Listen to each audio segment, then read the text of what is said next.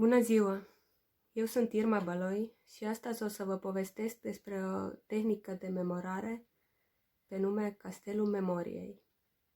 E o tehnică foarte distractivă și în același timp și foarte utilă.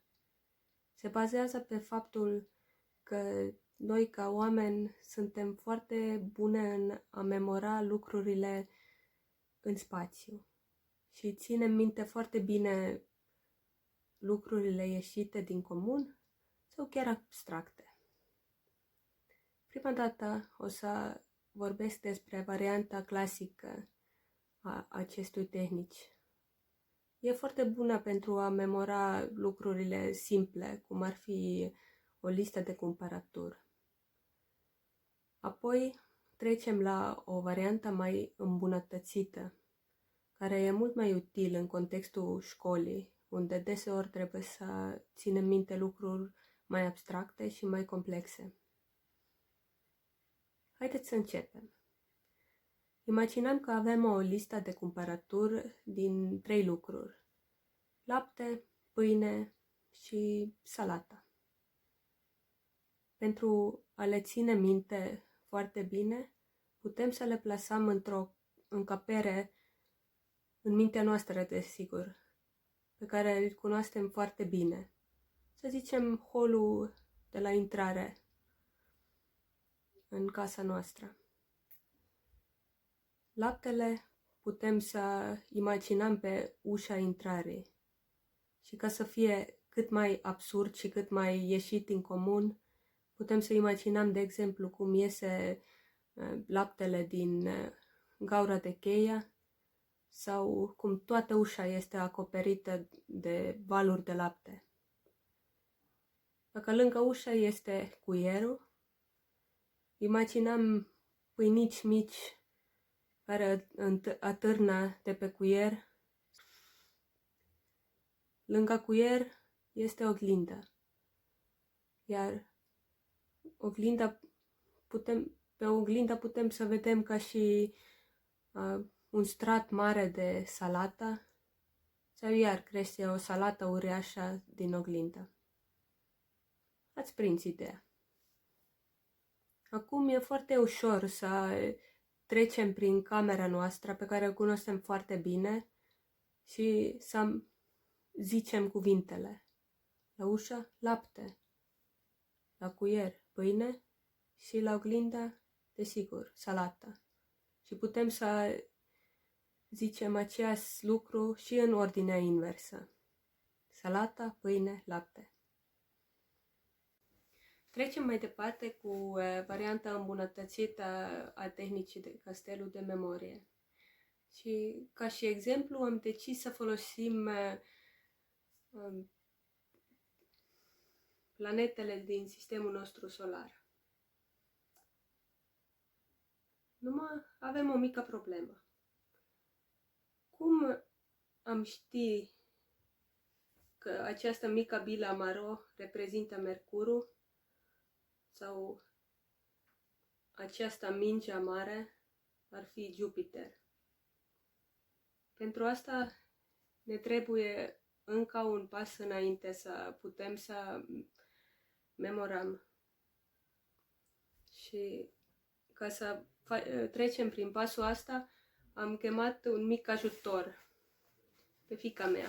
Hai aici!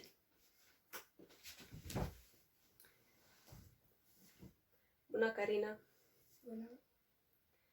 Vrei să ne explici cum ai memorat tu aceste planete în ordine? De exemplu, Mercurul de aici. Cum l-ai reținut? Am gândit la mere curate care sunt pe ușa de la camera mea. Aha. Și Venus, cum ai ținut minte pe Am Venus? gândit la zeița frumuseții care stă în dulapul meu de haine. Și Terra? Am gândit cum e tot pământul pe balconul din camera mea. Următorul e Marte? Am gândit cum sunt niște marțieni pe biroul meu. Ce distractiv. Și asta ce e? Jupiter. Și cum l-ai ținut minte? Mă gândeam cum este jumate din Terra pe caloriferul meu. Da?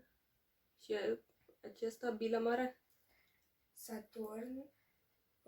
M-am gândit cum este să torn ceva pe canapeaua pe care stau acum. Mhm.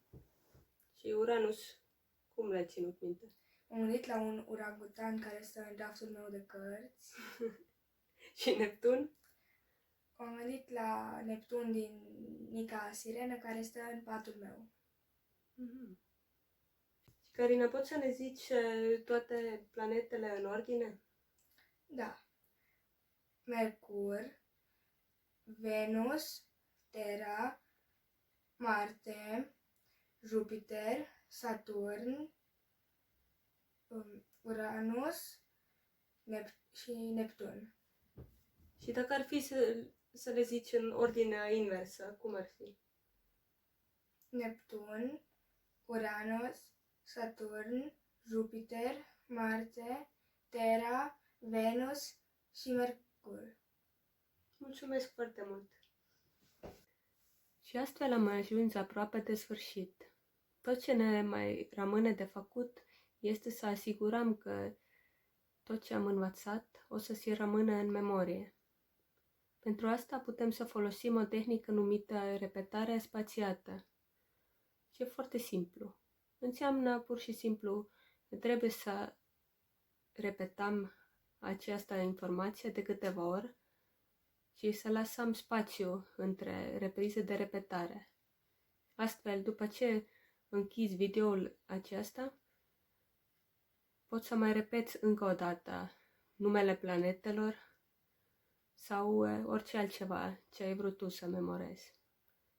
După încă o oră, două, chiar dacă ți se pare că e atât de simplu și o să ții minte oricum, te rog să mai treci o dată prin lista asta de planete și să vezi că dacă chiar le mai ții minte în ordinea corectă sau poate că nu ai făcut o imagine foarte memorabilă pentru vreo planetă sau alta și poți să regândești imaginea.